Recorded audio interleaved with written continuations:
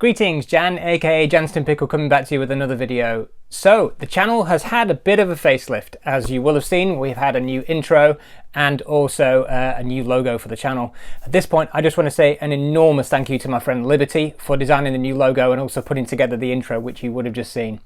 So, today's video is really a bit of a progress report. So, I started cubing around August of 2019, so we're around about 14 months into that journey now. So today's video really is a mains and goals type video, just showing you where I'm at with each of the events. A few quick shout outs. So I'd like to say a big shout out to my friends Holly and Luke at KewbzUK for all of their support, to all of my friends on the Discord, the KewbzUK Discord channel, and of course to my friends on the Senior Cubers Worldwide Facebook group. Without your support, I don't think I would still be doing this 14 months later. So a big thank you. Thank you very much. A quick disclaimer, I'm not sponsored by any puzzle manufacturer, lube manufacturer or cubing store. So you can be absolutely assured that any of the opinions that I give you on any of the products, puzzles, are completely my own opinions. I'm not paid to say any of these things. So you're always going to get a very honest opinion, which leads me on to my second point, which is that the opinions that I give are my opinions. Cubing is an incredibly personal thing. What works for me might not necessarily work for the next person. So a particular setup on a puzzle, whether that is lubes, you know, how many clicks your adjustment system is made on a 3x3, it's all my opinion. So please do take it with a pinch of salt. If I can help and advise, then of course I'm more than happy to give my opinion and try and assist wherever I can. So with that said, let's. My plan now is to list each of the events that I like to practice, from the one I practice the least through to the one that I practice the most. So with that said, first of all, we have Megaminx. Now, I'm really fortunate to have a fellow cuber that lives not too far away, and so we have met up a couple of times. On our last encounter, he actually lent me this lovely Megaminx, which is a X-Man Galaxy V2M sculpted edition of the Megaminx, and I've enjoyed learning how to solve the Megaminx. I'm very much a beginner. My personal best is still way over 10 minutes. So at this point, I'm not going to subject you to any footage of me attempting to solve it. It still takes me a very, very long time. And so because it's such a long solving process, that's the reason why I don't practice it perhaps as much as something like 3x3 or 2x2, where it's a much quicker thing to do. So that said, if I don't practice, I'm not going to get any better. So my plan before the end of this year is going to be to spend a bit more time with this puzzle and do some more practicing. So the way that I approach the Megaminx is that each of the if you would imagine that the Megaminx is like a giant 3x3 just with a lot more faces, each of the faces you would essentially solve like you would F2L on a 3x3. If I can see an F2L pair and it's easy to insert, I will use F2L. Otherwise, I'll use a beginner approach where I'll insert a corner and then an edge for each of the F2L and then S2L's second two layers of each of the sides. And then again, a much more beginner approach to solving the last layer on Megaminx. So that's Megaminx. Next, we have 5x5. Which is an event that's actually fairly new to me. I've only had a 5x5 for a few weeks now. I was really fortunate that I was able to get an absolute bargain bundle deal from a friend of mine, Aaron. And so he sold me his Moyu Aochuang GTS, which is this puzzle. And I bought it as a bundle with a 4x4 that I wanted as well. So a big thanks to Aaron. For 5x5, my current personal best is around 6 minutes 10 seconds. Long solve times and not enough practice basically is what's kind of held me back a little bit. I need to practice a lot more on this event. The things that I struggle with are building the last two centers and also building the last two edges. I need to find better strategies for being able to do those two things. I'm using reduction for 5x5. I did try using Yao 5, but I find that preserving the edges whilst I'm building the last four centers was a bit of a challenge, and so I decided to kind of go back to basics a little bit, use reduction. And I enjoy solving the 5x5, but like I say, it's quite a long solve time at the moment. So I need plenty more practice. So if I can try and bring my times down to less than 5 minutes before the end of the year, I'll be more than happy with that. So that's 5x5. Next we have clock. So I recently acquired the Chi clock, which this thing is incredible. If you don't have a clock and you're completely new to the event, then I would highly recommend this particular puzzle. I think it's worth spending the extra compared to something like a Lingao or a Shengshao. This turns incredible. This is a brilliant puzzle, and because of that I'm hoping to spend a lot more time practicing this event, and if I can try and get to sub 30 average before the end of the year, I'll be more than happy. My current personal best is around 35 seconds. Actually, no, it's not. I broke that yesterday. It's actually 26 seconds, so that's a whopping 9 seconds off my PB that I managed to bring down yesterday. I need to learn some better strategies for solving the clock, so looking at pin order, and instead of doing a side-to-side flip like that, using that as a flip, and then solving to 6 o'clock rather than 12. So there's a few strategies I've got and a few things that I can use to work on clock. Next we have 2x2, and again very recently acquired the Dian Tengyun 2x2, which compared to the Volk 2 which I was using before, which is my first 2x2, I find that this is much more lightweight. It's a smoother turning puzzle. It's still very fast but without compromising on stability. I was finding with the Volk that I would easily get corner twists during solves, but the problem that you got with the Volk is if you tighten it up then it becomes a little bit slower. So it's a bit of a trade-off really, but I'm really enjoying this, and because I now have this, my plan is to spend a lot more time with 2x2. So I currently do a layer by layer beginner method really on 2x2, if I'm perfectly honest. I did try and learn Ortega a while ago, and whilst I was doing okay with it, algorithms would just fall out of my head. I'm terrible at learning algs, and so I tend to focus quite well on 3x3, and then other events tend to go by the wayside a little bit. So I'll come back to 3x3 a little bit later on, but my plan really with 2x2 before the end of the year is to learn most, if not all, of the Ortega algorithms. My current personal best is 2.91 seconds, which you may think this is quick, but with 2x2, the thing with 2x2 is that scrambles you can have a lot of luck is involved, and so this particular scramble that I got my personal best on, the 2.91, was literally a 4-move solution. So it was insert a corner and then AUF.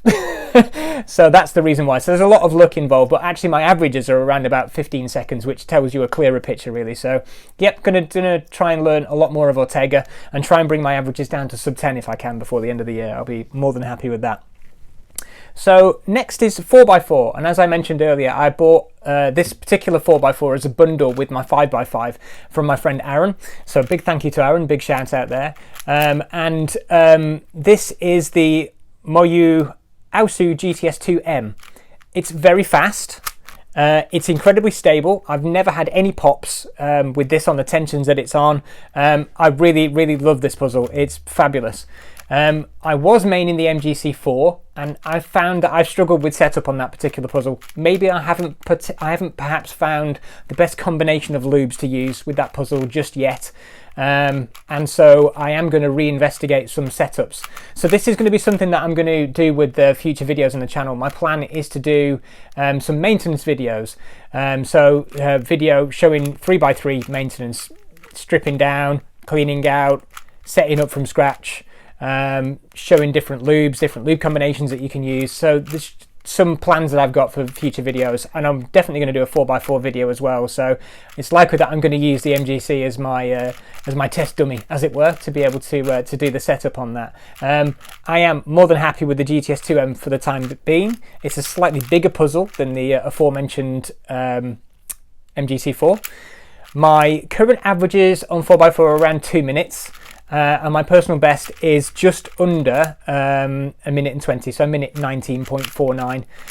For 4x4, I actually use Yao 4, and I use half centers, and I use 3-2-3 edge pairing. So my plan really is more of the same. I don't think I'm going to change anything in terms of my methodology, just lots more practice, and hopefully my plan will be before the end of the year to try and bring my 4x4 average down to under a minute and 50 if I can. So that's my plan for 4x4. That brings me very tidily onto the thing that I probably practice more than any other event, which is the classic 3x3x3. My current main for 3x3 is the Moyu Weilong WRM 2020. I I have bounced around between different flagship puzzles for the last 6 months or so. I learnt a lot of what I know on CFOP on a budget puzzle, a YJU Long V2M. I then invested in the GAN XS, which I really enjoyed as a big step up. It's a much more enjoyable puzzle to solve. Until I then tried a friend's Volk Elite, which I really liked, very different to the XS. I then bought one and switched to this. It seemed to suit my turning style a little bit more. I find that the XS, I tend to lock up if I'm speed solving the XS, if I'm going quite fast. I found that the Volk Elite was a little bit more forgiving in terms of the way that I like to turn. It worked really well for me. Fast forward another 3 or 4 months, I then got the WRM 2020. I love this puzzle. I cannot rate it highly enough. I have used my normal 3x3 setup, which, like I said, I will detail in a future video, which is the classic angstrom setup, which is angstrom gravitas in between the tracks of the pieces, angstrom dignitas between the pieces themselves, and then some DNM 37 or possibly something like Martian in between the pieces, just to give it that fresh burst of speed, and then occasionally add a little bit more Martian just to top it up every now and again, every sort of few weeks or so. I've also added some extra edge magnets into the Worm 2020, and so I added some 4x2mm N35 magnets, and for me the magnet strength out of the box is very light, and I was finding I was overshooting turns quite a lot, and so I added the extra magnets, and for me now it's perfect. And I really enjoy solving on this puzzle and have had some really good times. On 3x3 in terms of where I'm at the moment, so I use CFOP. I'm using 2Look OLL. I am using majoritively intuitive F2L, and then in terms of PLL, I am 2 algorithms away from being full PLL. I managed to learn the GA perm and the GB perm, and I've managed to integrate those successfully into solves now. It's very rare I ever make a mistake on them. They're not my quickest algorithms, but I can do them. I had learnt the GC and GD, but so many mistakes during solves as basically I've had to relegate them, and then I tend to 2Look those cases when I hit them. So my plan before the end of the month is to relearn the GC and GD, perhaps different algorithms that may suit me a little bit better. For GA and GB, I'm actually using the ones which use the wide upper moves, and also the R2, and there's a cube rotation in the ones that I use as well. So perhaps they're not the best approach for GC and GD. So my plan really is to relearn those before the end of the month. My personal best is 16.25 seconds, and I usually average around anything between 25 and 27 on an AO50. I do a lot of solves, as most of you will know. I do anywhere in the region between 150 to 200 solves a day, which some may think is excessive, but I actually find that all of that extra practice I carry into the following day. That said, I think my plan going forward is going to be to reduce the amount of AO50s that I do in each day, maybe do 100 solves at the most, which will then give me time to be able to concentrate on other events. So I think that's probably going to be the path forward. I have had 2 AO50s of sub 25, and so I know I can do it. And my plan, if I can, something of a soft target. If I get there, brilliant. If I don't get there, it's no big deal. But what I would like to do, we're on the 11th of October today. By the end of October, I would love to be globally sub 25. If I could do that, I'll be really pleased. When I look at how far I've come this last 12 months even, this time last year in October, I was not even sub 60. So yeah, it's yeah, I'm quite pleased with how far I've come to this point. The nice thing about cubing is the fact that you're competing against yourself, really. I haven't got any plans to go to a competition just yet. Of course, COVID is restricting the ability to access competitions at the moment. My plan was hopefully to go to a competition before the end of the year. That's not looking likely now. So hopefully next year I'll be able to actually make it to a competition. But yeah, so my kind of short-term goal for 3x3 is to get to sub 25 before the end of the month, and also to just finish off PLL, so I'll be full PLL.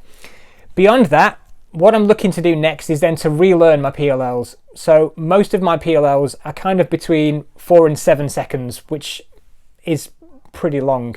And so it's the idea really is going to be to relearn my PLLs, either relearn a better algorithm or just relearn the same alg but with better finger tricks, and try and get it to be smoother so that I make less mistakes, and also to just make them a lot quicker.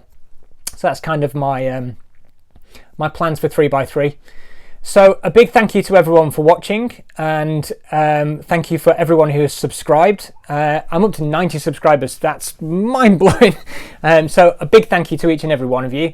Thank you very much for watching. If you like what you see, please hit the subscribe button if you haven't already. Hit like. Please feel free to comment in the comment section below. And as ever, hit the all-important bell icon to be notified of future videos as they come out. Thanks for watching. Until next time, ciao for now.